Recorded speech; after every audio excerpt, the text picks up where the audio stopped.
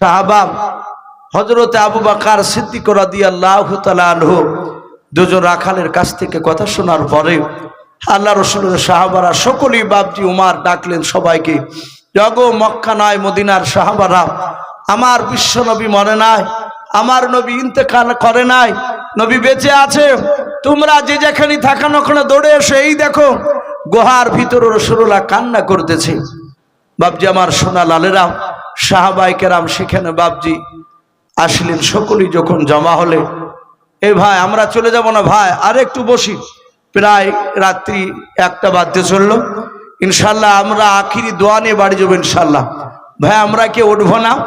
সকলেই জানি কার আব্বা কার মা দাদা দাদি অনেকে চলে গেছে, গোরস্থানে বাপজি শুয়ে আছে, গোরস্থানবাসীর জন্য বাপজি দোয়া হবে।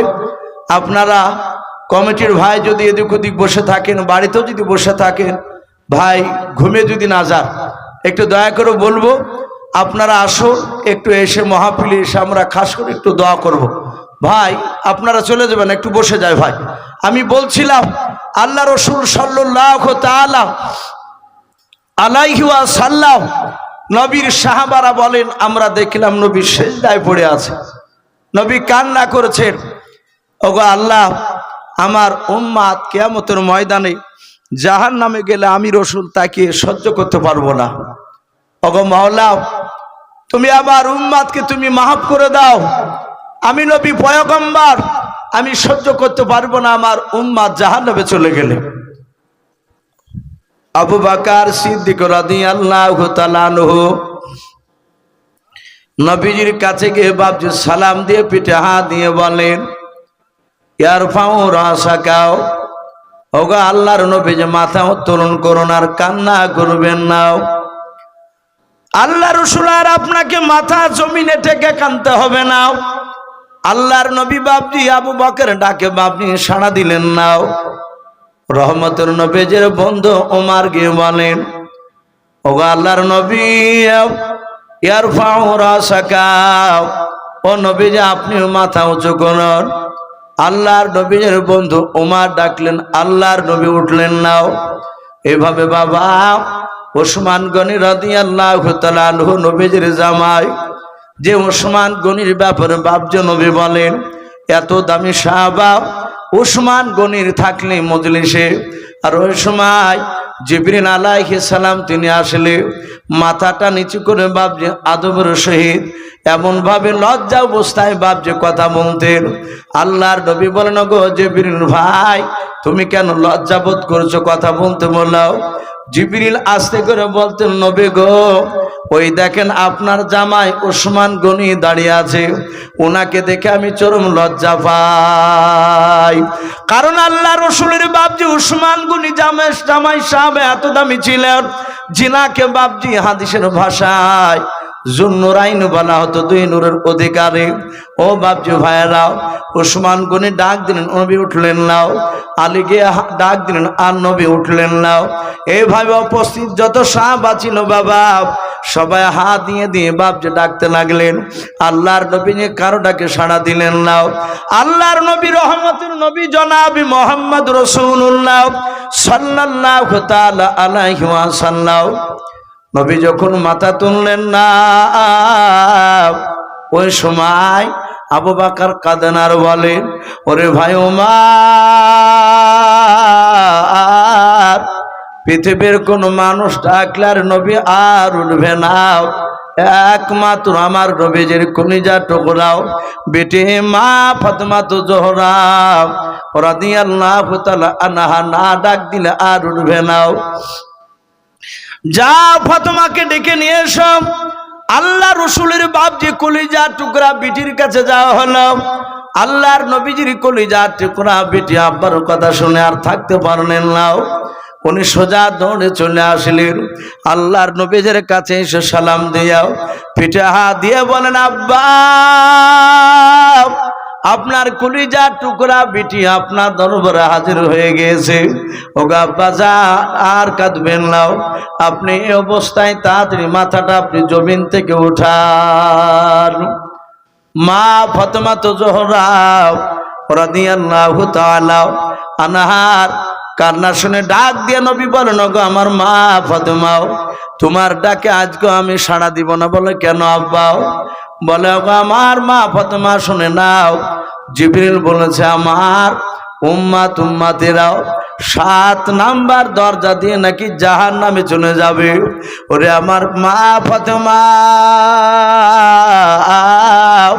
শুনে নাও, আমার জিবরিল আল্লাহর তরফ থেকে না আসা পর্যন্ত আমি আর কান্না বন্ধ করব না, আমি সেজদা থেকে মাথা তুলব না।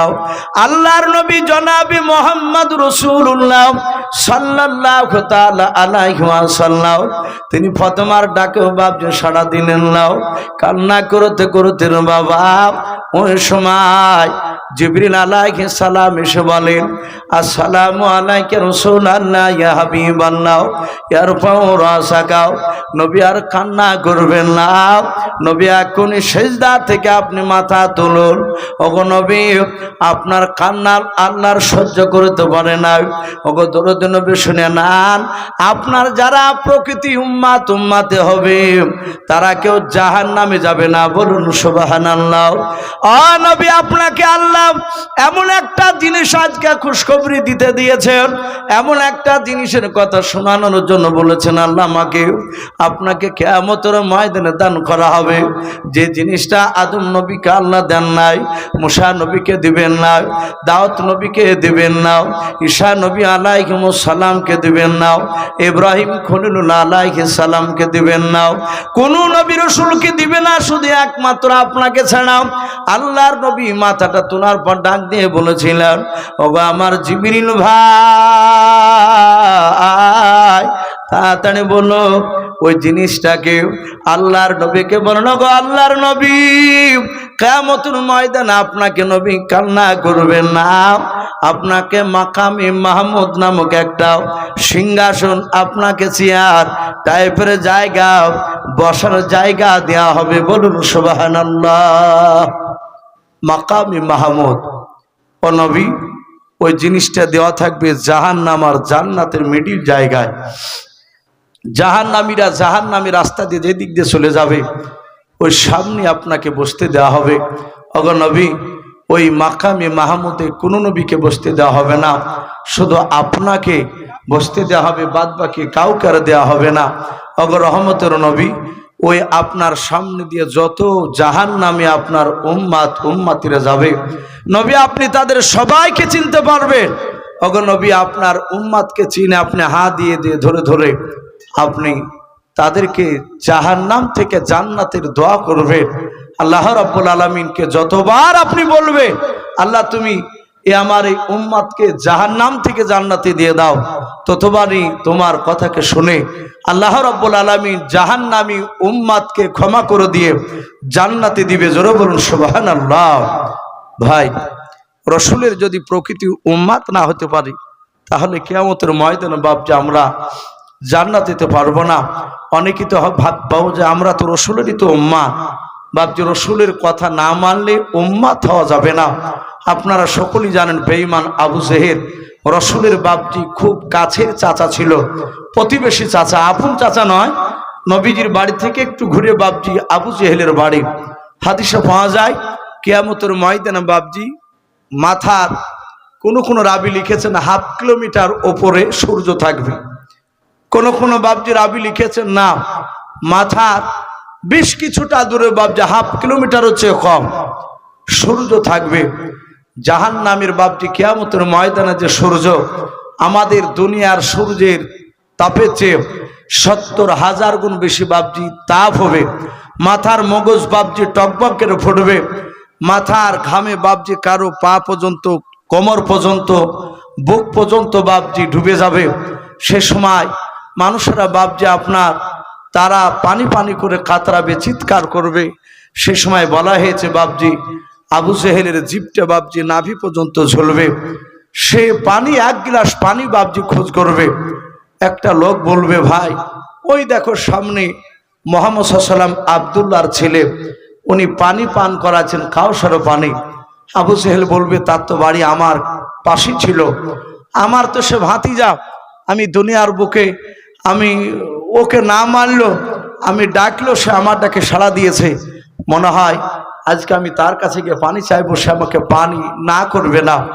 বেঈমান আবু জেহেল মানুষকে ফাঁড়ি দিতে দিতে দিতে বাপজি আল্লাহ রসুলের কাছে গিয়ে হাজির হয়ে যাবে। নবীকে বলবেন, ওগো ভাতিজা, ওগো আল্লাহর নবী, আমি চরম পিপাসিত অবস্থায় আছে, আমাকে এক গ্লাস পানি দাও, এ কাউসারও পানি দাও। আল্লাহ নবী তাকে দেখবেন, এ তো সে আমার চাচা আবু জেহেল, রহমতের নবী। সেদিন না বলবেন না, নবী সব ভুলে গিয়ে গ্লাসের পানিটা এভাবে জাহাতে দিতে যাবে। আর আল্লাহ রসুলের সাথে আর আবু জেহেলের মাঝখানে বাপজি আল্লাহর কুদরাতি পর্দা পড়ে যাবে, পাঁচিল পড়ে যাবে। আবু জেহেল বলবে, ও ভাতিজা, কি ব্যাপার, কিসে আটকে গেলাম, আর কেন আমি তোমার দিকে হাত বেরোতে পারছি না? আল্লাহ রসুল বলবেন, চাচা আমিও তো পারছি না। সঙ্গে সঙ্গে আল্লাহ বলবেন, হে নবী, আপনার প্রতিবেশী চাচা হতে পারে, আবু জেহেল মরার আগ পর্যন্ত আপনার উপর ঈমান আনেনি, সে আপনার বিরোধিতা দুশমনি করে গিয়েছে, সে আপনার উম্মত নয়। হে নবী, আপনাকে মানে নাই, আপনি তার দুশমন, সেও আপনার দুশমন, সে আমারও দুশমন।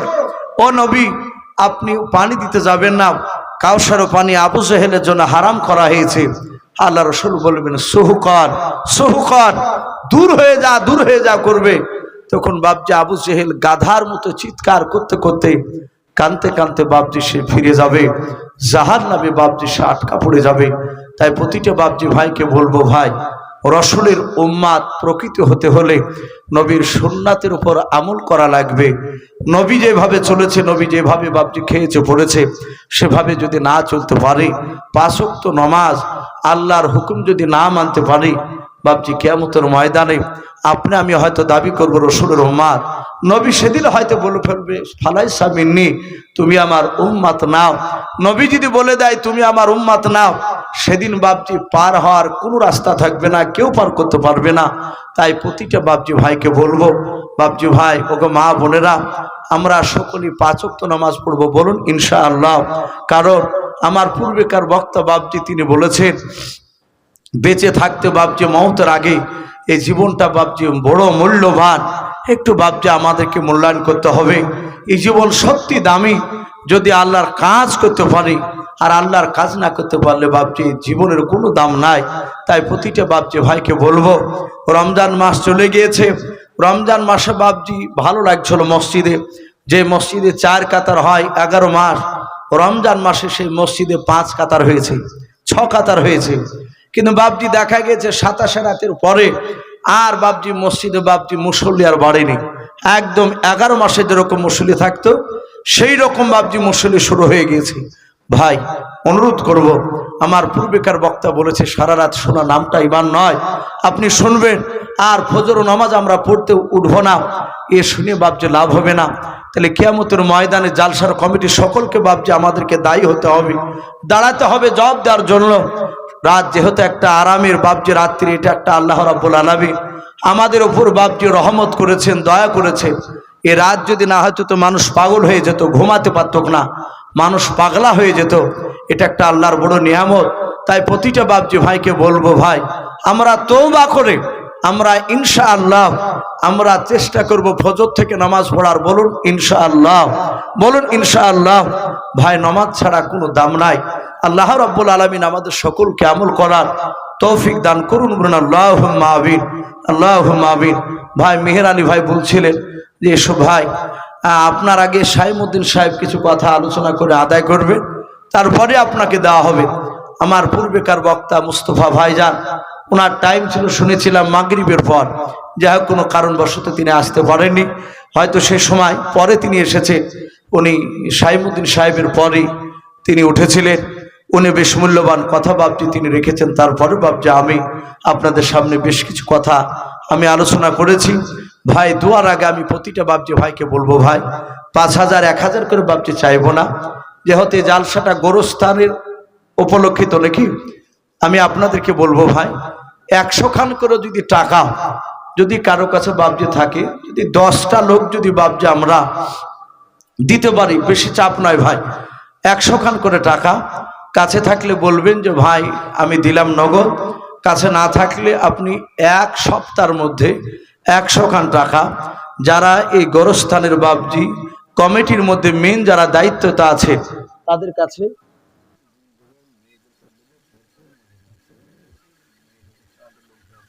তো আপনারা ভাই একটু হাত উঁচু করে বলে। আর দুই জায়গাতে মা বোনদের জায়গা করা আছে, তারা পর্দার সহিত মনে হয় দেখছে। আমি বলবো মা বোনদেরকে, আপনাদের কাছেও কমিটির তরফ থেকে দুটো মানুষ যাচ্ছে, আপনারা যে যা পারবেন 150, 200 যে যা পারবেন মা বোন, আপনারা দানের হাতটা একটু বাড়াবেন। ইনশাআল্লাহ আমি শুনেছি আপনারা যথেষ্ট দান দিয়েছে। সাইমুদ্দিন ভাইয়ের হাতে বেশ কিছু টাকা আপনারা দিয়েছে। ভাই লজ্জা করবো না যদি 100 খান করে টাকা, ভাই যদি কেউ 500 পারবো বলেন তো দিতে পারে। আমি শেষের বেলায় 100 করে বাবজি চেয়েছি 10 জন মানুষের কাছে। আল্লাহ রসুল দুনিয়ার বুকে 10 জন ব্যক্তিকে আশারায়ে মুবাশশারা জান্নাতের খোঁজখবরি শুনিয়েছিলেন। আসু ভাই, মা বোনেরা আপনারা যারা আছেন, বাচ্চা ছেলেরা হাত দিয়ে, নাহলে কমিটির ভাই সেখানে যাবে। আপনারা যে যা পারবেন 50, 100, 10 টাকা। হামিদুলে দেখেন একটা বাচ্চা ছেলে 500 টাকা দিয়েছেন, বলুন মারহাবা, নারে তাকবীর। এ হামিদুল নামে দেখো বান্দা কোথায় যে ছিলাও, আল্লাহ নাম শুনে দেখো 500 টাকা দিলাও। 500 টাকা বলে মলা করিও না হেলাও, নেকের খাতায় মলা লিখিও গো মেলাও। যার সাথে যে নিয়াতে করিয়াছে দান, দানকে কবুল করো তুমি সুবহান। এটাকে দিল ভাই ইমাম সাহেব 500 টাকা, বলুন মারহাবা। আল্লাহ ইমাম সাহেবের 500 টাকা দানকে কবুল করো, তাকে যোগ্য ইমাম হিসাবে কবুল করে নেন, বলুন আল্লাহুম্মা আমিন। মাশাআল্লাহ, হাসানুজ্জামান ভাই 1000 টাকার দাতা, বলুন মারহাবা। হাসানুজ্জামান ভাই নামে কোথায় যে ছিলাও, শেষের বেলা এসে দেখো 1000 টাকা দিলাও। 1000 টাকা বলে মনে করিও না হেলাও, নেকের খাতায় মলা লিখিও গো মেলাও। যার সাথে যে নিয়াতে করিয়াছে দান, দানকে কবুল করো তুমি সুবহানকে। মাশাআল্লাহ, এ দেখেন প্যান্ডেল ভাই, আমার এই মালিক, প্যান্ডেল মালিক, উনি ওনার আব্বার জন্য, মনে হয় আব্বা বেঁচে নাই, আব্বার নামে উনি 1000 টাকার দাতা, বলুন মারহাবা। আল্লাহ তার 1000 টাকা দানকে আল্লাহ কবুল করুন, তার এই প্যান্ডেলে আল্লাহ বরকত দিন, বলুন আল্লাহুম্মা আমিন। তার আব্বার কবরে আযাবকে মাফ করুন, বলুন আল্লাহুম্মা আমিন। ভাই লজ্জা করবো না ভাই, 10 টাকা থাকলেও দিবেন ইনশাআল্লাহ। জি, আমরা চেষ্টা করি সকলে। এ দেখেন বল্টু একটা ছোট্ট ছেলে, কত দিয়েছে? 50 টাকা। তোমার না? হ্যাঁ, বল্টুর আব্বা 50 টাকা দিয়েছেন। আল্লাহ তার 50 টাকা দানকে কবুল করুন, তার আত্মীয় স্বজন কবর আযাবকে মাফ করুন, তার ছেলেকে দিনদার মুত্তাকিন হযরত ওমর ফারুকের মতো বানিয়ে দিন, বলুন আল্লাহুম্মা আমিন। আর একজন বাবু ভাই 100 টাকা, বলুন মারহাবা। এই বাবু ভাই নামে দেখো বান্দা কোথায় যে ছিলাও, শেষের বেলা এসে দেখো 100 টাকা দিলাও। 100 টাকা বলে মলা করিও না হেলাও, নেকের খাতায় মলা লিখিও গো মেলাও। অগো বাড়ি দোয়া করি ওগো পাক বাড়ি, মিজানেতে নেকির পানা করে দিও ভারি, আল্লাহুম্মা আমিন। আজ নবী গো আমার গড়ায়া সংসার, আরাম করিলেন সোনার মদিনায়। আর আব্দুল্লাহর পৃষ্ঠ হতে ওই মা আমিনার সেকেমেতে, ওই জন্ম নিলেন নবী মাকাতে। আজ নবী গো আমার গড়ায়া সংসার, শুয়ে আছেন সোনার মদিনায়।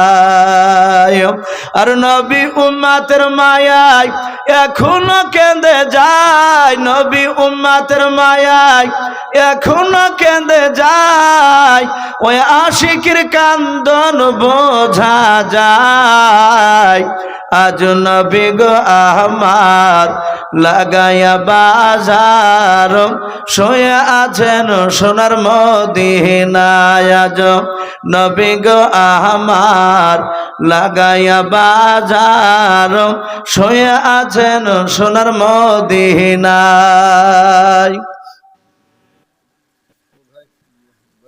একজন বাবজি দেখেন 200 টাকা, বিশারদগঞ্জ থেকে এসে 200 টাকা দিয়েছেন, আল্লাহ তার দানকে কবুল করুন। আর দুজন বেনামিতে 100 করে, এ বেনামিতে দেখো বান্দা তোমার তিনজন কোথায় যে ছিলাও, একজন 200 টাকা আর দুজন 100 করে 200 টাকা দিলাও। যার সাথে জানিয়াতে করিয়াছে দানকে কবুল করো তুমি সুবহান। ওগো বাড়ি দোয়া করি ওগো পাক রব্বানাও, জান্নাতে খেলায় তুমি আঙ্গুর বেদান, আল্লাহুম্মা আমিন। মাশাআল্লাহ দেখেন 500 টাকা লোট বেশ অনেকগুলো হয়েছে।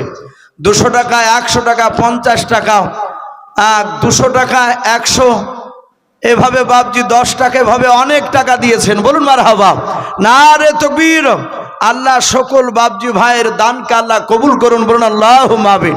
দোয়া হবে ভাই, দোয়াতে জান ভরে ইনশাআল্লাহ দোয়া করব। সুবহানাল্লাহ। গোরস্থানের সম্পাদক যাকে আমরা সেক্রেটারি বলি ভাই, এই গোরস্থানের সম্পাদক ভাই আমার, উনি নগদ 5000 টাকার দাতা। বলুন মারহাবা, বলেন নারে তাকবীর। আল্লাহ রাব্বুল আলামিন তার 5000 টাকা দানকে কবুল করুন এবং আল্লাহ রাব্বুল আলামিন তাকে যোগ্য গোরস্থানের সম্পাদক হিসেবে আল্লাহ কবুল করুন। বলুন আল্লাহুম্মা আমিন। ভাই আসি ইনশাআল্লাহ দোয়া হবে। ওনার আত্মীয় স্বজন যত চলে গিয়েছে সকলের কবর আযাবকে আল্লাহ মাফ করুন। বলুন আল্লাহুম্মা আমিন।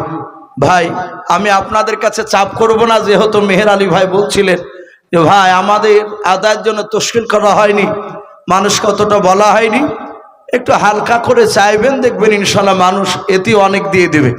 তো যাই হোক আলহামদুলিল্লাহ আপনারা যথেষ্ট দানের হাত যথেষ্ট দিচ্ছে, তাই বাপজি এক্ষুনি দেওয়া হবে।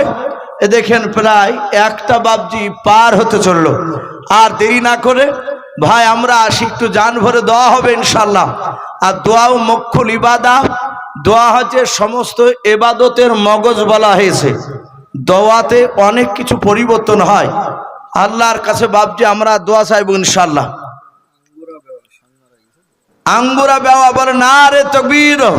এ আঙ্গুরা বেওয়া নামে দেখো মা আমার কোথায় যে ছিলাও, স্বামীর নামে দেখো মলা 500 টাকা দিলাও।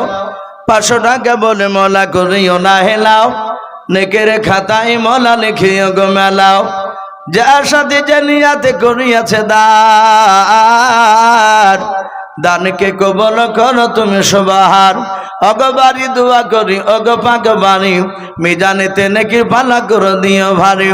আমি পাপী গুনাহগার দোয়া নাহি জানি, আঙ্গুরা বেওয়ার জানে দোয়া করবে ফাতেমা জননী, আল্লাহুম্মা আমিন। নারে তাকবীর। ভাই একটু আসি ভাই, আর যদি কেউ বাকি থাকেন শেষের বেলায় বাপজি একটু দিই, একটু দোয়ার আবেদন করেছে আপনাদের কাছে বাপজি, দোয়া হবে ইনশাআল্লাহ। আমি আরেকবার বলবো ভাই, যারা এদিক ওদিক যদি দাঁড়িয়ে থাকেন বসে থাকে, কমিটির কোনো ভাই, এই গ্রামের কোনো বাপজি ভাই যদি জেগে থাকেন, বাড়ির আশপাশ থেকে বাপজি একটু আসো, দোয়াতে সকলের একটু শরীক হওয়া দরকার। অনেক রাত্রি হয়েছে, আল্লাহর কাছে দোয়া চাইলে আশা করি আল্লাহ ফেরত দিবে না, দোয়া কবুল করবে ইনশাআল্লাহ। 200 টাকা দিল নাকি দুজনায়? 200 করে না 200? দুজনায় 100 করে, দুজনায় মিলে 200 টাকা দিয়েছে। আল্লাহ তাদের 200 টাকা দানকে আল্লাহ কবুল করুন। বলুন আল্লাহুম্মা আমিন। পারোলা বেওয়া স্বামীর জন্য 1000 টাকার দাতা। বলুন মারহাবা। আল্লাহ তার 1000 টাকা দানকে কবুল করে নিয়ে তার স্বামীর কবরে আযাবকে মাফ করুন। বলুন আল্লাহুম্মা আমিন।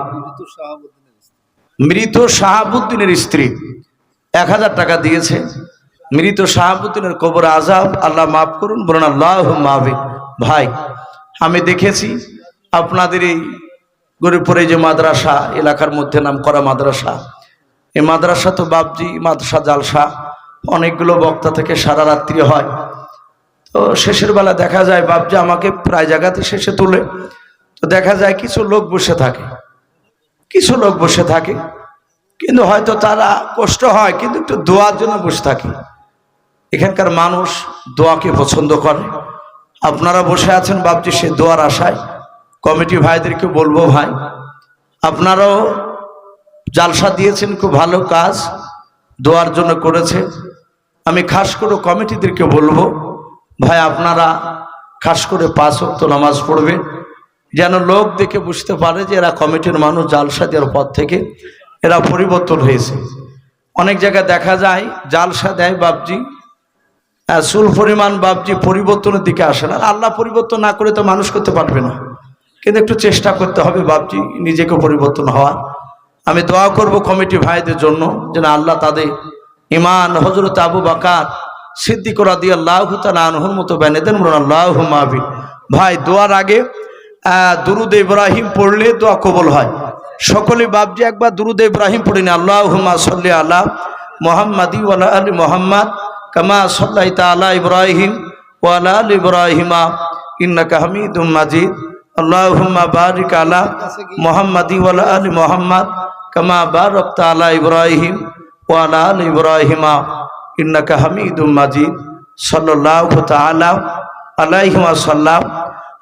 মা বোনদের কাছে কমিটির তরফ থেকে আদায় করতে গিয়েছে, তাই মা বোনদের কাছে যারা গিয়েছেন ভাই তারা তাড়াতাড়ি কালেকশন করে আসুন। ওনারা আসলেই বাপজি দেওয়া হবে। তার আগে বাপজি আমি আপনাদেরকে কয়েকটা আমলের কথা বলবো ভাই। প্রথম নাম্বার, আমরা রাত্রিবেলায় শোবার সময় বিছানায় বসে কিংবা শুয়ে ওযু অবস্থায় কিংবা ওযু না অবস্থায় করে বাপজি পড়া যায় সূরা ফাতিহা, যাকে আলহামদু সূরা বলি, আমরা 4 বার পড়বো। বলুন ইনশাআল্লাহ।